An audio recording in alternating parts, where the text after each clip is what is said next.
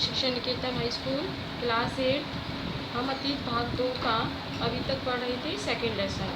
ठीक है, उससे सेकंड लेसन था आपका देश की जनता को सभ्य बनाने के रास्ते को शिक्षित करना। ये हमने पढ़ लिया था अभी किस तरह से पूर्व की जंगें गलतियाँ बताई गई थी अंग्रेजों ने कि हमारे देश की जो गलतियाँ क्या हैं। आज पढ़ेंगे कि व्यवसाय के लिए शिक्षा क्या है। तो 1854 में ईस्ट इंडिया कंपनी के में जो है गवर्नर जनरल, ठीक है, गवर्नर जनरल को एक नोट भेजा गया। कंपनी के जो चार्ल्स वुड थे, कंपनी के जो अध्यक्ष थे चार्ल्स वुड्स, उन्होंने एक नीति अपनाई। उसको नीति के अनुसार क्या था, नीति पत्र के अनुसार भाई उन्होंने एक कदम उठाया कि भारतीयों को एक व्यवसाय शिक्षा दी जाए। यूरोपीय शिक्षा से भारतीयों का जो उनका ये मानना था कि लोग जो है अगर यूरोपीय जो व्यवसाय शिक्षा सीखेंगे तो उससे काफ़ी मात्रा में लोगों को लाभ होगा। ठीक है, वो व्यवसाय सीखेंगे, अपना किस तरह से पैसा कमाया जाए, किस तरह से व्यापार चलाया जाए। उसके बाद नीति पत्र में ये तर्क दिया गया कि यूरोपीय शिक्षा से भारतीयों के नैतिक चरित्र का उत्थान होगा। वे ये मानते थे कि ज़्यादा सत्यवादी ईमानदार बन जाएंगे भारतीय जो है, वो इस बात को मानते थे। दूसरा, उन्होंने ये मानते थे कि जो पूरब का जो साहित्य है, यानी कि जो हमारे देश का साहित्य है, न केवल उसमें त्रुटियों से यानी कि गलतियों से भरा पड़ा है, बल्कि वह यह लोगों को नए काम करने के प्रति दायित्व और श्रम का भाव पैदा करता है। यानी कि गलत था, परंतु उन्होंने ये माना था अंग्रेजों ने।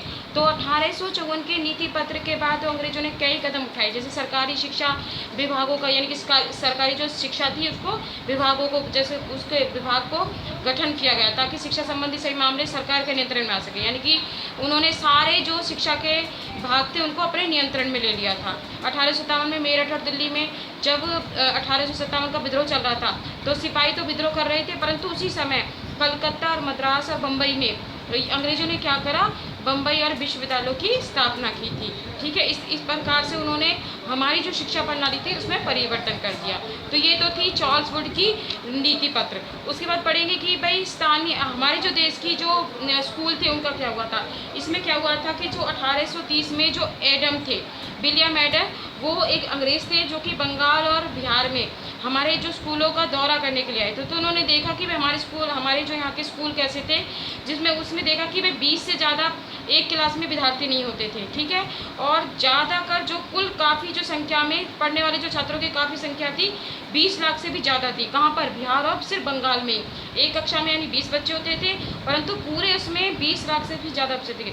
जो शिक्षा का जो तरीका था वो बिल्कुल आम था, यानी कि लचीला था।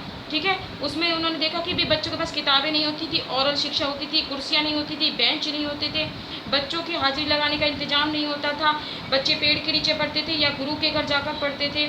उसके बाद उनकी जो फीस होती थी वो उनके माता पिता की आमदनी, यानी कि जो उनकी तनख्वाह जो होती थी, वेतन जो होता था उस पर निर्भर होती थी। अगर जैसे किसी बच्चे के माता पिता को ज़्यादा पेमेंट उनकी मजदूरी मिलती है तो उनसे ज़्यादा फीस ली जाती थी, अगर कम मिलती है तो कम मिलती थी। एडम ने बताया कि भाई इतनी ज़्यादा वो थी जो हमारी यहाँ की शिक्षा जो थी कि जब कटाई होती है, जैसे फसलों की जब कटाई होती थी तो क्या करते थे, गांवों की छुट्टियाँ कर दी जाती थी स्कूलों की, ताकि जो बच्चे हैं अपने घर में रह के अपने जो छोटे भाई बहनों का पालन पोषण कर सकें, और जो उनके पेरेंट्स जो हैं, माता पिता जो हैं, खेतों में जाकर काम कर सकें, या फिर वो बच्चे भी उसके अपने माता पिता के साथ जाकर काम करते थे। तो ये किसने देखा था, ये विलियम एडम ने देखा था, जो कि स्कॉटलैंड से आए थे। तो उन्होंने यहाँ की हमारी जो शिक्षा प्रणाली थी उसको देखा था कि इंडिया की जो शिक्षा प्रणाली है वो किस तरह से लचीली है, यानी कि इतनी कठोर जो है शिक्षा प्रणाली नहीं थी। उसके बाद यहाँ पर आता है कि दिनचर्या और नए नियम क्या हुए थे। भाई 1854 के बाद क्या हुआ था, देशी शिक्षा में सुधार लाने के लिए कंपनी का मानना था कि भाई बदलाव किए जाएं। कंपनी ने एक नई दिनचर्या और निरीक्षण किए, इसके लिए कंपनी ने कदम उठाए थे, जैसे कि 4-5 स्कूलों पर एक जो ब्राह्मण पंडित जो होता था उसको दौरा दे दिया जाता था। वो उस स्कूलों की काम धाम का ध्यान रखेगा, जो पंडित जो होता था। ठीक है, उसे वेतन दिया जाता था। नए नियम पर चलने वाली पाठशालाओं को सरकारी अनुदान मिलने लगा था। पाठशालाएं जो है नई व्यवस्था के भीतर काम करने को तैयार नहीं थी। तो इससे क्या हुआ था, जो सरकारी सहायता नहीं दी जाती थी, जिनमें गुरुओं ने सरकारी निर्देशों का पालन करने के बजाय स्वतंत्रता बनाए रखी थी। तो ये नए नियम जो है अंग्रेजों ने लागू किए थे। उसके बाद इसमें आता है महात्मा गांधी जी का, कि तो उन्होंने क्या कहा था कि जो अंग्रेजी शिक्षा ने हमें गुलाम बना दिया है। क्योंकि जो महात्मा गांधी ने ये बात कही थी कि जो अंग्रेजी शिक्षा है वो भारतीयों को क्या बना रही है, वो भारतीयों को पूरी तरह से गुलाम बना रही, क्योंकि जो महात्मा गांधी थे वो शिक्षा को इस तरह से लागू करना चाहते थे कि वो ये मानते थे कि जब विद्यार्थी को पढ़ाया जाए तो उसे उसको किताबी ज्ञान के साथ साथ उसके हाथों के क्रियाकलाप यानी कि हाथों से काम करना भी सिखाया जाए। मौखिक जो है उन्हें ज्ञान की बजाय पढ़ने, उस पर भी महात्मा गांधी का कहना था कि पश्चिमी शिक्षा मौखिक ज्ञान की बजाय पढ़ने और लिखने पर केंद्रित होती है, उसमें सिर्फ पाठ्य पुस्तकों पर जोर दिया जाता है। जबकि महात्मा गांधी ये मानते थे कि जीवन अनुभव और व्यवहारिक ज्ञान की अपेक्षा गांधी का एक तर्क था कि शिक्षा से व्यक्ति का दिमाग आत्मविकसित होता है। ठीक है, तो यानी कि पढ़ने लिखने की क्षमता भी लेना चाहिए, साथ में ही लोगों को हाथ से काम करना सिखाना चाहिए। महात्मा गांधी इस बात को मानते थे कि जो अंग्रेजों की जो शिक्षा है वो सिर्फ क्या दिखाती है, वो सिर्फ ये दिखाती है भाई किताबी ज्ञान तक है, परंतु महात्मा गांधी इस बात को मानते थे कि किताबी ज्ञान के साथ साथ व्यक्ति को क्या होना चाहिए, हाथ कलाएँ भी सिखानी चाहिए, हाथ से काम करने वाली कलाएँ भी सिखानी चाहिए। उसके बाद आता है कि टैगोर का शांति निकेतन क्या है, कि 1901 में रविंद्रनाथ टैगोर ने एक विश्वविद्यालय की स्थापना की थी। ठीक है, शांति निकेतन की, ये देखिए यहाँ पिक्चर दिखाई दे रखी है शांति निकेतन विश्वविद्यालय की। 1901 में इसमें विश्वविद्यालय की स्थापना की गई थी। इसका ये उन्होंने टैगोर जी ने शिक्षा इसलिए स्कूल स्थापित किया था कि जब टैगोर जी जब खुद छोटे थे तो वो स्कूल में जाने पर हिचकिचाते थे, रोते थे, क्योंकि वो ये मानते थे कि स्कूल में जाने पर जो बचपन है अपने सीखने का एक अच्छा समय होता है। बचपन जो है किसी भी चीज़ को सीखने का अच्छा समय होता है। शिक्षक जो होना चाहिए यानी कि जो टीचर्स होना चाहिए वो कल्पनाशील होना चाहिए, बच्चों को समझना चाहिए उसको, टीचर्स को जो यानी कि अध्यापक को टीचर को। टैगोर का मानना था कि सृजनात्मक शिक्षा को केवल प्राकृतिक परिवेश में प्रोत्साहित नहीं करना चाहिए। उन्होंने फिर इसलिए कलकत्ता में 100 किलोमीटर की दूरी पर 100 मीटर दूर एक ग्रामीण परिवेश में स्कूल खोलने का फैसला किया। तो ये उसका शांति निकेतन का है कि उन्होंने एक शांति निकेतन स्कूल की स्थापना की। बहुत सारे लोगों के बारे में सोचने लगे कि एक राष्ट्रीय शिक्षा प्रणाली रोक का क्या होनी चाहिए।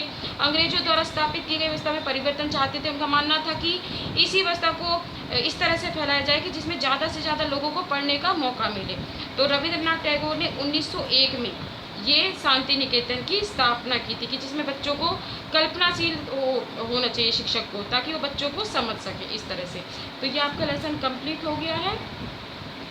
इसके क्वेश्चन आंसर आपको करने हैं वो दे दिए जाएंगे। दूसरी बात, जो आपके अब यूनिट टेस्ट होंगे, आपके पास डेट शीट पहुंच चुकी है, उसमें से मैं आपको सिलेबस बता देती हूँ। यहाँ पर देखिए, जैसे ही अतीत भाग 1 है, अतीत भाग 1 का ये पहले लेसन आपका आया था। दूसरा लेसन है व्यापार से साम्राज्य तक फैलने की सत्ता, ये मैंने करा दिया है। ये पूरा लेसन लर्न करना है। उसके बाद दूसरी जो बुक है अतीत भाग बुक का पहला जो लेसन था बुनकर लोहा बनाने वाले फैक्ट्री वाली, ये पहले आया था। इसमें से भी कुछ पार्ट्स आएगा। और जो मैंने अब कराया है देसी जनता को सभ्य बनाना, राष्ट्र को शिक्षित करना, इस लेसन में से भी पेपर में आएंगे। मल्टी चॉइस क्वेश्चंस आएंगे आपको, ये इसलिए लर्न आज से ही करना शुरू कर देना। जो बड़े क्वेश्चन हैं उनमें से भी शॉर्ट क्वेश्चन बनकर आएंगे। उसके बाद आते हैं भूगोल पर। भूगोल का पहला लेसन आपका संसाधन आया था, अब की बार आएगा भूमि, मृदा, जल और प्राकृतिक वनस्पति का जीवन संसाधन में ये किस तरह से करना, ये लेसन करना है।